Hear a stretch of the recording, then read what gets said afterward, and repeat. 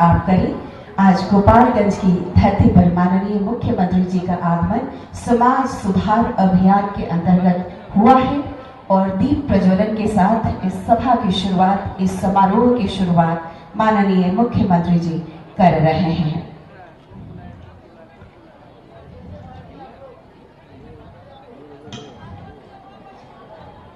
दीप प्रज्वलन किया जा रहा है।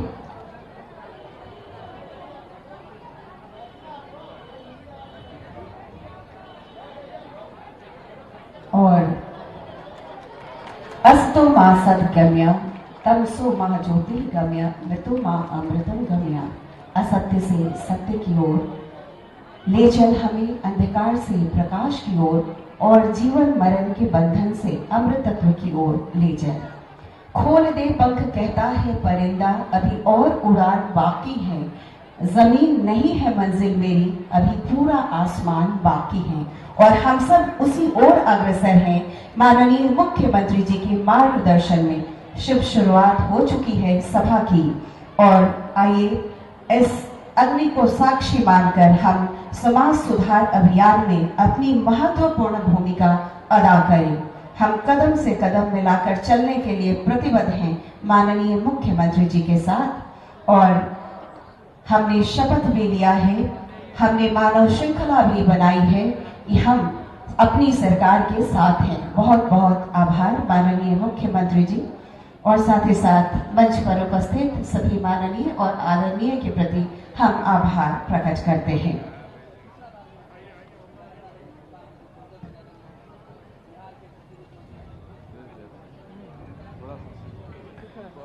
आइए हम जीविका दीदियां जो कि हमारे बीच में हैं, वो अपने अनुभव को हमारे बीच रखेंगी, क्योंकि बहुत सारी परेशानियों के बाद, बहुत कठिनाइयों के बाद इस समाज में उन्होंने अपनी जगह बनाई है और समाज के लिए उन्होंने कुछ किया है, इसलिए आज हमारे बीच पहुंची है अपने अनुभव को साझा करने के लिए।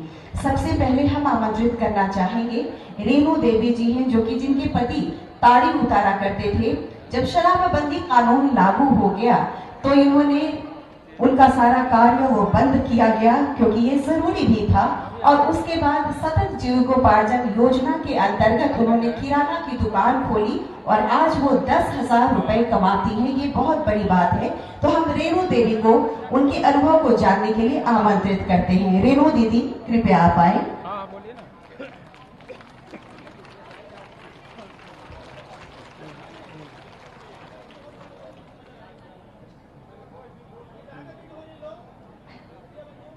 मुख्यमंत्री के भी हमारे तरफ से प्रणाम और जीविका भैया दीदी को भी प्रणाम। हम माझी, हमारा नाम है रेणु देवी। हमारा नाम है रेणु देवी। हम आई बनी माझी ब्लॉक से, माझी ब्लॉक पंचायत पश्चिमी से हम आई बनी। हमारे पहले तारी बिछाए के काम हमारे पति करत रहनी, ओमे थोड़ा देसी शराब के भी काम करत रहनी। जब बंदी लागू लागल, जब हमरा बहुते डर लागल, तो हम अपना पति से कहनी कि जे रोरा बंद कर दी ना, तो हमरा बड़ा डर लगता। से पति हमार नाम मांगनी, वो अब चोरा लुका के में कारगर करे लगनी, तो हमरा बहुते डर लागत रहे। ओकरा बाद हमार से ना पति मांगनी हमरा से, तो वो काम हमार मुख्यमंत्री भैया कर देनी। हमरा बहुते अच्छा लगल। ओकरा बाद में हमने के आगे पड़ी, जब सबरा के तो फिर भूख मरी आ गई हमरा। ओकरा बाद हमके भूख मरी आने के बाद में ओकरा बाद में हम लोग काम भी कर गनी। हम पति के चला दूसर काम करल जा। ओकरा दूसर काम जब काम मिले तो हमके खाए सर, ना मिले तो हमके भूखे रहे सर। तो सदैव जीविका पालन योजना से दीदी आइलो, ओमे हमनी के चुन के ले गलो दुगो दीदी। तो ओकरा बाद में विश्वास भीओ में बैठक में हमनी के दीदी बुलैली कि दीदी आप पैसा भीओ में आई। ओमे हम दीदी गनी, तो दीदी हमको कहते कि आप गरीब में दीदी चुना गई बनी से रौरा क्या चीज के रोजगार करे। हम कन के दीदी हम किराना दुकान खोल सकता नहीं, आप रौरा खोलवा दी। कन के पहले दीदी रौरा 10,000 का गुमती मिली, तब कहनी कि ठीक है दीदी हम गुमटी हमरा के ना खरीदी हमरा आगे एगो कोठरी बा ओमे हमरा के रोड़ा रेक बनवा दीही हम वही में हम दुकान करे। तो दीदी कहली कि ठीक बा हमारे एक बन गया 10,000 के। ओकरा बाद 20,000 की हमरा संपत्ति मिला। उस संपत्ति से हम आगे बढ़े बहुत गनी। ओकरा बाद दीदी फिर आइले चेक करे तो कहते कि दीदी ओमे से रोड़ा मत खा न तो रोड़ा दुकान टूट जाई। ओकरा बाद रोड़ा 7,000 रुपया एक महीना रोड़ा 7 महीना मिली वही खाए के बाद कहली ठीक बा दीदी वही 7 महीना हमरा पैसा मिला 1,000 वही से खाए लगनी। ओकरा बाद हमरा बढ़ंती होखे लगल आगे पड़े तो बढ़ंती होखला से हम एगो ऑटो खा लेनी। ऑटो से भी हमके रोजी रोजगार अच्छा से बढ़े लगल। अच्छा से हम लोग आगे बढ़े बढ़े लगनी। मुख्यमंत्री के तरफ से हमने के अच्छा बानी सा और धन्यवाद मेरे सब जिसका भैया जिसका दीदी लोग।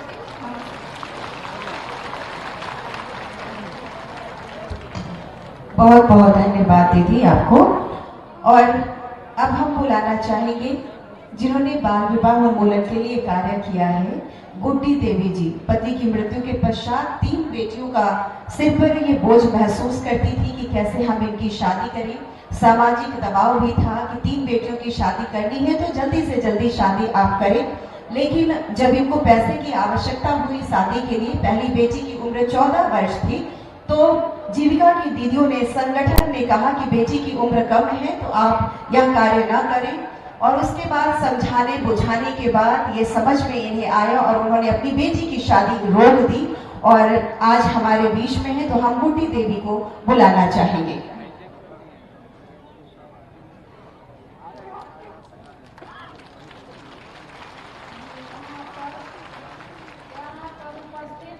माननीय मुख्यमंत्री नीतीश भैया को मेरा नमस्कार। यहाँ पर उपस्थित सभी दीदी भैया को मेरा नमस्कार। मेरा नाम गुड्डी देवी है। मेरे पति का नाम स्वर्गीय जितेंद्र सिंह है। मेरे पति बाहर कमाते थे जयपुर में। वहाँ कमाने के दौरान उनको भयंकर बीमारी हुआ और बीमारी में काफी सारा खर्चा लगा। खर्चा लगने के बाद भी उनका निधन हो गया। उनको कुछ हासिल नहीं हुआ। सब मेरा जो जगह जमीन कुछ था वो भी बेच बिकिन पर हम उसमें लगा दिए, लेकिन कुछ हासिल नहीं हुआ। उनके निधन के बाद हमारे 3 बेटियों का बोझ मेरे सर पे आ गया, जिससे मैं काफी चिंतित रहने लगी कि मैं कहाँ से पढ़ाऊंगी लिखाऊंगी और इसका शादी विवाह करूंगी। तो मुझे सतत जीविकोपार्जन योजना के माध्यम से मुझे एक दुकान मिली, जिससे मैं अपने घर परिवार का पालन पोषण करने लगी। उसी के इनकम से एक मैं सिलाई मशीन खरीदी और सिलाई सीखकर मैं सिलाई करने लगी। उससे भी मैं इनकम मेरा आने लगा और मैं अपना घर परिवार चलाने लगी। इसी बीच लड़की के शादी को लेकर मुझे बहुत चिंता होने लगी और चिंता होने के कारण इसी बीच मेरे घर समाज परिवार रिश्तेदारों ने कहने लगे कि दीदी 3 बेटियां का शादी का बोझ है आपके सर पर। एक एक करके हम लड़का बता रहे हैं, आप शादी करते जाइए ताकि आपका बोझ हल्का हो जाए। तो मैंने सोचा कि कहीं न कहीं हमारे हित में ही ये कह रहे हैं। मैं इसमें प्रभावित होकर अपने लड़की की शादी के लिए तैयार हो गई और उसका छानबीन करने लगी। अच्छा खासा घर मिल गया। हम सोचे कि एक शादी कर लेंगे तो हमारा जिम्मा एक हल्का हो जाएगा। और शादी के दिन मैं पक्की कर ली। पक्की करने के बाद मुझे पैसों की आवश्यकता पड़ी, तो मैं समूह के बैठक में गई और जीविका दीदी से मैं अपना बात रखी शादी का। जीविका की दीदी मेरे गांव मोहल्ले की ही थी, वो मेरे बारे में जानती थी। वो बोली कि दीदी आप लड़की की शादी इतने कम उम्र में क्यों कर रही है? आपकी लड़की कितने उम्र की है? मैं बताई कि मेरी बड़ी लड़की अभी 14 साल की है। अभी इसके बाद मतलब कि 15 चलेगा उसका। बोली कि आपको मालूम नहीं है कि बाल विवाह एक प्रथा है, कानूनन अपराध है, ऐसा नहीं करना चाहिए आपको। विस्तार रूप से हमें समझाई जीविका दीदी ने। फिर भी मैंने ना समझाने के बावजूद भी अपने जिद पर अड़ी रही और अपने गरीबी और व्यवस्था को बताते हुए अपने घर लौट आई। और मेरे दिमाग में वही चल रहा था कि नहीं मुझे शादी करना है। तब वहाँ समूह में जब मेरी बात नहीं बनी तो ग्राम संगठन में दीदियों ने मिलकर एक निर्णय लिया कि दीदी ऐसे नहीं मानेगी, इसके लिए हमें कुछ आगे कदम बढ़ाना पड़ेगा। तब दीदियों ने सामाजिक सुरक्षा समिति के दीदियों को हमारे घर भेजा और वो दीदी आकर मुझे काफी बात विस्तार रूप से समझाई। तब मुझे अपने गलती का बोध हुआ, समझ आया और मुझे लगा कि कहीं ना कहीं मैं घोर पाप करने जा रही हूँ। मैं अपने लड़की को हंसते खेलते पढ़ने वाले जीवन को घर गृहस्थी संभालने के चक्कर में डाल रही हूँ। बेटी को मैं जब शादी ब्याह उम्र से पहले कर दूंगी तो घर गृहस्थी संभालने वाले रिश्ता में बंध जाएगी और मैं उम्र से शादी करूंगी तो पढ़ेगी लिखेगी पढ़ लिख कर कुछ बनेगी। और मेरे बेटी का भी यही ख्वाहिश था कि माँ मुझे पढ़ना है, मुझे कुछ बनना है, लेकिन मैं अपने विवशता को देखकर अपनी मजबूरी को देखते हुए उनके शादी करने को तैयार थी। लेकिन दीदियों के समझाए गए बातों को अपने मन में जब हम सोचे और समझे तो मुझे लगा कि नहीं, ये घोर अपराध है, हम ऐसा नहीं करेंगे। अपने बेटी को पढ़ाएंगे लिखाएंगे और कुछ बनाएंगे उनको, ताकि वो खुद से कुछ कर सके, किसी पर आधारित नहीं रहे। और ऐसे कुप्रथा को रोकने के लिए मैं खुद भी इस पर जागरूक हूँ और सभी जीविका दीदी और पूरे समाज को, पूरे बिहार को मैं जागरूक करने के लिए निवेदन करती हूँ कि ऐसे कुप्रथा को रोकने के लिए जहाँ से जितना हो सके जागरूक हो। और ऐसा नहीं होना चाहिए, बाल विवाह नहीं होना चाहिए। और इसके लिए हम अपने नीतीश भैया को तहे दिल से धन्यवाद देती हूँ कि ऐसे बाल विवाह जैसे कुप्रथा पर कानूनन कार्रवाई करने की घोषणा करके हमारे समाज के लिए बहुत बड़ी काम की है और हमारी बड़ी सहयोग की है, जिससे हमारी बच्चियाँ पढ़ सकती है और हम समाज में अच्छे से जी सकते हैं और अच्छे घर परिवार में उनका शादी विवाह कर सकते हैं।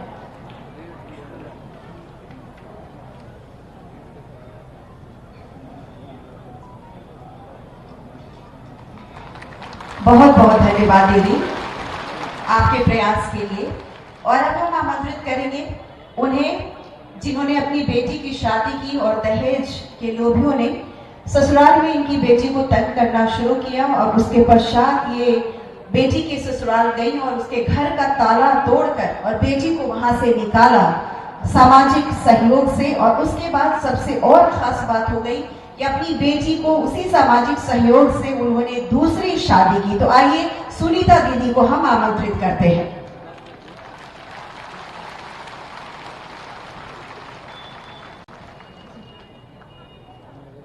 यहाँ उपस्थित मुख्यमंत्री जी को सादर प्रणाम और जितने मंच में उपस्थित भैया हैं उसको सादर प्रणाम और जितने भी हमारे जीविका कर्मी हैं उन लोगों को भी कोटि कोटि नमन करते हैं।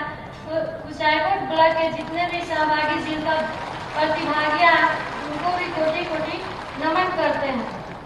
आइए भैया, हम दहेज प्रथा के एक घोर अपराध जो हमारे समाज में कई पिछले वर्षों से चली आ रही है वो हम बताने जा रहे हैं। सुनीता देवी प्रस्तुत करेगी जो कि एक सच्ची कहानी घटना घटी है। दहेज प्रथा जो हमारे समाज की बेटियों के लिए एक बहुत घोर अपराध है। किसी की बेटी नन्हे बच्चे को बाप अपने गोद में खिलाकर बड़ा करके शादी करता है और तब उस लड़की के साथ कोई अन्याय होती है तो कितना वो दुर्भाग्य की बात है। यही बात हम प्रस्तुत करने जा रहे हैं जो हमारे पंचायत में और मेरे विक्रमपुर गांव में पार्वती देवी की बेटी रितु कुमारी के साथ घटी। आइए भैया दीदी हम उसको प्रस्तुत करने जा रहे हैं। हमारे पार्वती देवी जो हमारे कुचायकोट ब्लॉक जिला गोपालगंज प्रखंड कुचायकोट से बिलोंग करती हैं। मेरे कबीर बीओ जीविका महिला ग्राम संगठन से जुड़ी हैं। राजापुर अभिनंदन संकुल स्तरीय संघ के सदस्य हैं। वो अपनी बेटी रितु कुमारी को 18 वर्ष के बाद शादी की। शादी के कुछ दिन बाद रितु कुमारी के ससुराल वालों ने उसे दान दहेज के लिए जैसे घड़ी, गाड़ी, टीवी, अन्य अनेकों सामान के लिए उसे मांग करने लगे और शासन करने लगे। उनको कहना था कि ये चीज अपनी माँ से मांग करो और नहीं तो हम तुम्हें छोड़ देंगे या तुम्हारे साथ दुर्व्यवहार करेंगे। अंत में बहुत बर्दाश्त की रिपु कुमारी अंत में ना बर्दाश्त होने पर इस बात की सूचना अपनी माँ को दी। रिपु कुमारी जब अपनी माँ से बताई तो पार्वती दीदी कबीर जी का महिला ग्राम संगठन के मीटिंग में आई और बोली कि दीदी हमें 50,000 रुपया दे दो। तो दीदी बोली क्या होगा? तो पार्वती दीदी ने बताई कि हम अपनी लड़की की शादी की हूँ जो वो दहेज के लिए उसे परेशानी और शासन कर रहे हैं, इसलिए हमें दे दी जाएगी तो हम उस जरूरत को पूरा कर देंगे। तभी जीविका की 15-17 दीदियों ने मिलकर इस बात की निर्णय ली और संगठन बनाई कि क्यों ना इस दहेज प्रथा को हम लोग दूर करें। फिर ग्राम संगठन की दीदियों ने आपस में निर्णय लिया कि हम रिपु कुमारी के घर चले और उनके परिवार वालों को समझाएं। फिर हमारे ग्राम संगठन की दीदी ने जाकर उसे समझाई और वहां जब पहुंचने पर देखी तो रिपु कुमारी के साथ बहुत कष्ट, बहुत अन्याय किया जा रहा था। फिर भी हमारे ग्राम संगठन की दीदी ने उसे लाख समझाई। ना समझने पर रिपु कुमारी ने अपने घर ले आई रिपु कुमारी को। तभी पंचायती समझौता हुआ।